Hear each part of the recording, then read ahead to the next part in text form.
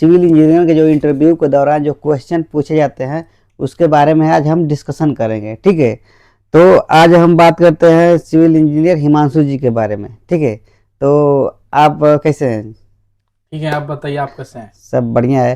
तो आज जो आपके सिविल इंजीनियर से जो इम्पोर्टेंट जो है कि क्वेश्चन आपसे हम पूछेंगे, जो है कि आप उसके डीप में एक्सप्लेन करना है आपको, डीप में जो है कि जो स्टूडेंट्स हैं तो उन लोगों के सीखने में थोड़ा मदद मिलेगी। ओके। ठीक है, तो हम बात करते हैं कि जो सिविल इंजीनियर का जो क्या क्या अंदर उसके क्वालिटी होना चाहिए। जो साइड पे सिविल इंजीनियर है तो उसके अंदर क्या क्या क्वालिटी होना चाहिए सिविल इंजीनियर के साइड पे?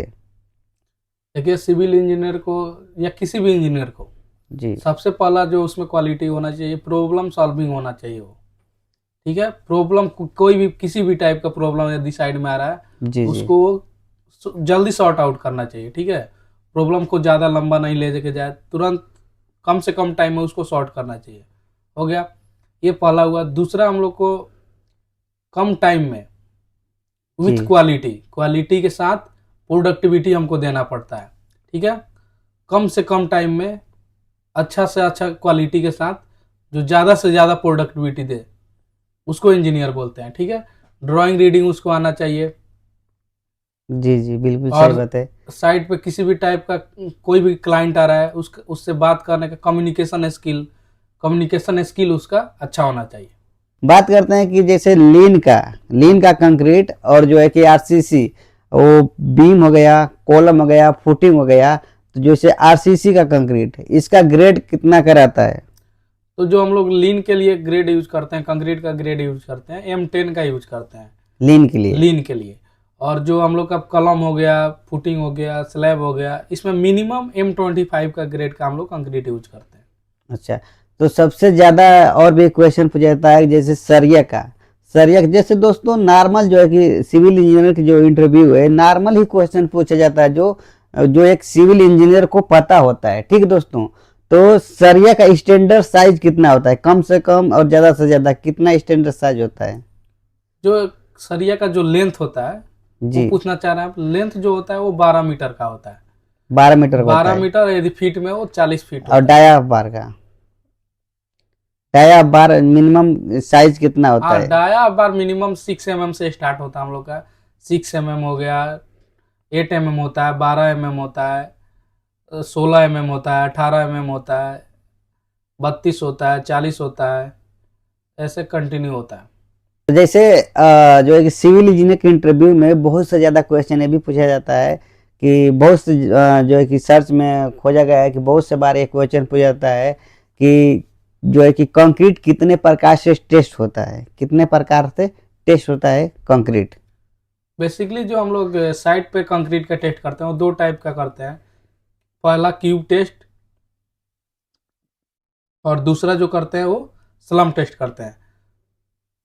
पहला समझिए स्लम टेस्ट करते हैं। जो हम लोग का कंक्रीट आता है कंक्रीटिंग के टाइम, कंक्रीट पोरिंग के टाइम, जी सबसे जी पहले हम लोग उस टाइम स्लम टेस्ट करते हैं।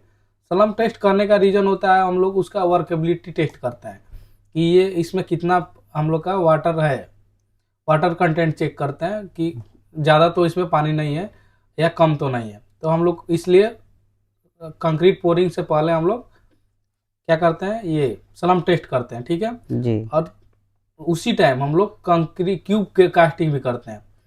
तो क्यूब कास्टिंग करने का रीजन होता है स्ट्रेंथ चेक करते हैं। क्यूब कास्ट जिस दिन कंक्रीट हुआ उसके 3 दिन के बाद हम लोग फिर वो क्यूब टेस्ट करते हैं, उसके 7 दिन भी बाद चेक करते हैं, 28 दिन बाद उसी क्यूब को टेस्ट जी करते जी हैं। 28 दिन बाद उसी को टेस्ट करते हैं। हाँ, अच्छा, तो उसका कितना स्ट्रेंथ रहना चाहिए कि तो वो पता चलेगा कि वो कंक्रीट सही है और कितना वो गलत है, कैसे पता चलेगा? वो उसका अलग अलग डेज पे अलग अलग उसका स्ट्रेंथ आता है और ग्रेड पे भी डिपेंड करता है। वो M20 ग्रेड है तो उसका अलग स्ट्रेंथ निकलेगा, M25 है तो अलग निकलेगा। तो इसका अलग अलग वीडियो वो आएगा। अगर साइट पे, अगर कंस्ट्रक्शन साइट पे अगर काम कर रहे हैं तो अगर सरिया का काम कर रहे हैं, ठीक है, जी, तो उसका स्टील का वेट निकालने के लिए अगर मीटर में निकालना है तो क्या करेंगे और फीट में निकालना है तो क्या करेंगे, कैसे निकालेंगे इसको? तो इसका देखिए 2 फार्मूला होता है। एक होता है D² by 162 into L। L जो है यदि मीटर में है तो जी। ये फॉर्मूला आप यूज करेंगे, D²/162, जितना मीटर है उससे मल्टीप्लाई कर देंगे तो उसका वेट आ जाएगा। वेट आ जाएगा, ठीक है। यदि आप फीट में मेजरमेंट कर रहे हैं तो D²/533 इंटू एल, एल जो है वो फीट में होना चाहिए, तो ये फार्मूला यूज करेंगे और इससे निकाल लेंगे। अच्छा, अगर सिविल इंजीनियर की एक सैलरी कितना होता है? देखिए अभी जो बेसिक सैलरी चल रहा है गल्फ कंट्री वगैरह में, तो जी। बेसिक सैलरी गल्फ कंट्री में मिनिमम 90 से स्टार्ट होता है, जी। और ऊपर तो आप जानते ही हैं, ऊपर कुछ भी जा सकता है, कुछ भी बोल सकते हैं, एक्सपेक्ट नहीं कर सकते, वो तो एक्सपीरियंस के अकॉर्डिंग एक्सपीरियंस के हिसाब वो से। आते रहता है, ठीक है। और इंडिया में मिनिमम 30 से स्टार्ट होता है, 25-30 यही है। 25-30 से स्टार्ट होता है स्टार्टिंग फ्रेशर इंजीनियर का। Fresher engineer.